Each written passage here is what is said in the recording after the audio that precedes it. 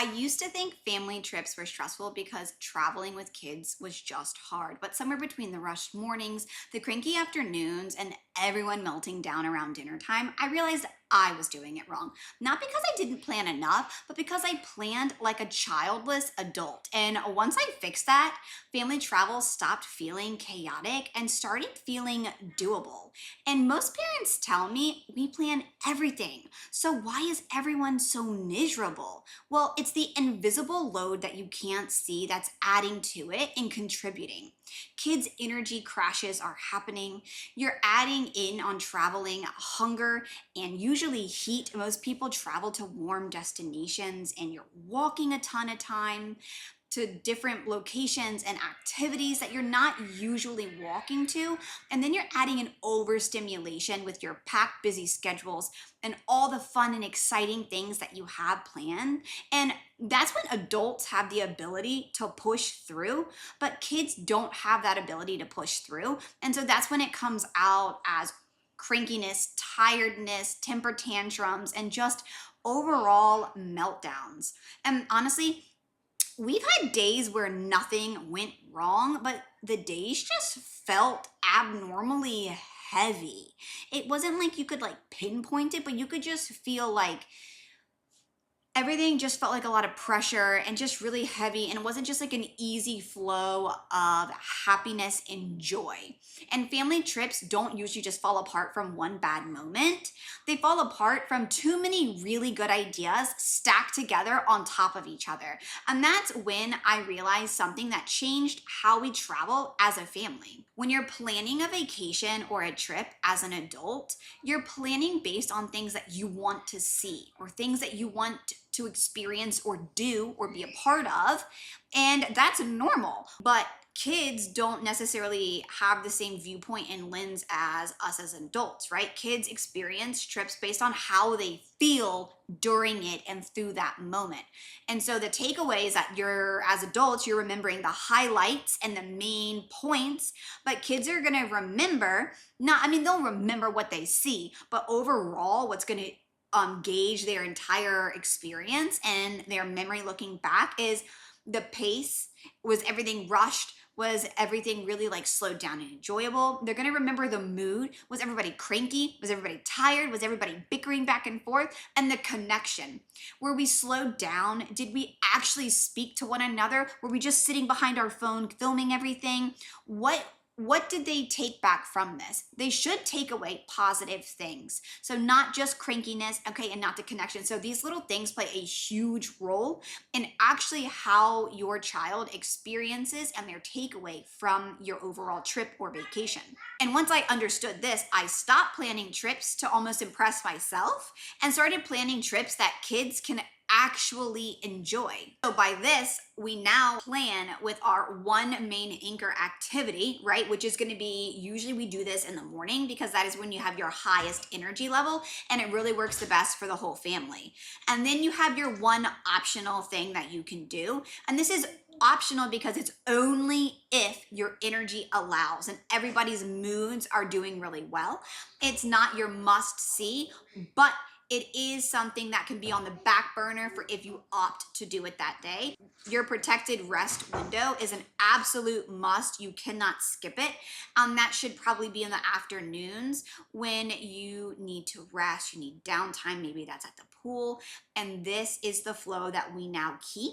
And it really is an effective flow for all ages and all members of the family. And honestly, some of our best travel days is when the rest of our plan actually fell apart. My husband has this like really famous line that he says that used to make me like just burst into like a panic and sweat, which was like, let's just go out and get lost. And I'm thinking, God, no, like that is not what I want to do with 4 kids is go get lost.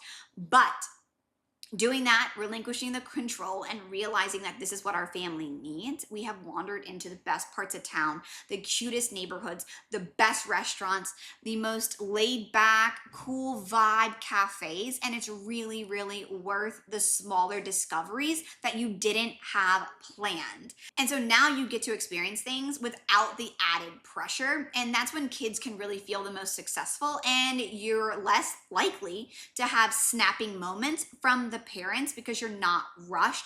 You're just actually living in the moment. And if you've ever thought, why does everyone look like they're having fun except us? This is why. And so once you start to adapt this new one to one, right? Your morning, your afternoon, and your evening time, your 3 parts of your day, you then could start cutting back on the back to back attractions because that's not going to work in the same flow. And this is how you eliminate these feelings, okay? So throw out all the back-to-back attractions, and also throw out moving accommodations every 1 to 3 nights. That's a nightmare. It's a hassle. It's added fees, tourist taxes, and cleaning fees, and city taxes, and all these things. And it does add on to the kids not feeling like they have a routine, and it's just not fun for anyone involved, and adds to the overwhelm and the exhaustion. And then you also want to make sure you have dinner plans.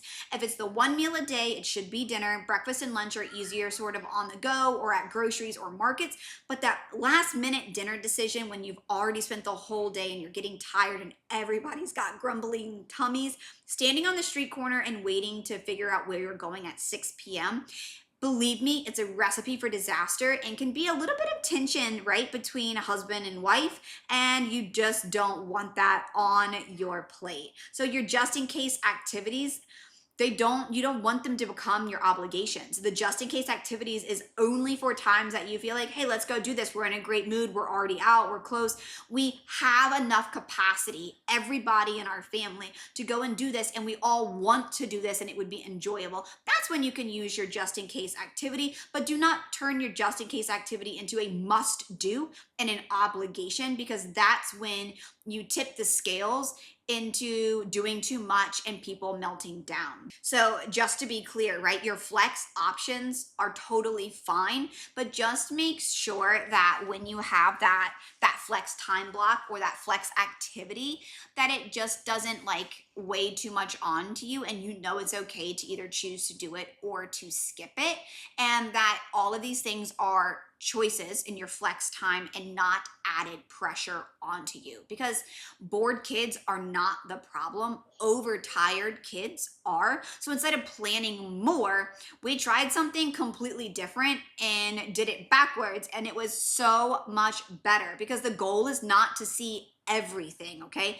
The goal is to come home closer and feeling more connected with our family than when we left. And if you actually find yourself like coming home saying like, okay, well, that was fun, I'm good for the year, something went wrong. Some type of planning went wrong. Some type of communication went wrong. And so you need time to be able to sit down and say like, hey, what could we have done better? What went wrong here? And know that it is not supposed to be your takeaway, and that we made an oopsie daisy somewhere along our planning or trip or communication route. So these are really easy, natural ways to automatically drip and foster a quieter, connected trip with maybe fewer activities, but the fewer activities end up being more meaningful, more joyous, more positive, and you get to experience God's world without feeling so rushed, which naturally gives you more connection with your family while you're there, and lasting memories, which is the grand end all takeaway that our family does on all trips, right? We're not traveling to be exhausted. We're traveling to build bonds closer and tighter than we had just sitting at home doing our everyday routine. And also listen to what your kids really enjoyed, and not just the adults, okay? What the kids enjoyed really does matter and is really helpful for taking away and planning your next trip, or things that you could have done differently. And if your brain is already feeling a little overloaded right now, I want you to know that you are not alone. This is exactly why I made my full family packing list, and it's broken down into seasons and family members, and it just removes one more decision off of your plate as you're planning for your next trip. And if planning is feeling really heavy or overwhelming, that's also why I built my stress-free family travel course, and it essentially walks parents through this step by step without the late night Googling or searching on the internet for hours or burnout. You can have an optional one on one pre planning call with me. You have access to our private communities with other like minded moms, dads, and parents going through the same thing. And you are going to be surrounded by people that are in the same season as you. And yes, whether you take the course or not, if you've been nodding along the way, yes, this is exactly what we keep running into. I want you to hear this. You are not alone. So tell me in the comments, what part of your trip planning stresses you out the most right now? Is it the packing, the food decisions, the pacing, or your itinerary planning, or just the overall thought of planning something so far in advance? Or is it the kids' energy? Because I really do read every comment and it really helps me guide and gauge of who's watching and where I can help you the best. And if you really do want honest, real life family travel planning, not perfection, subscribe and I'll see you in the next one.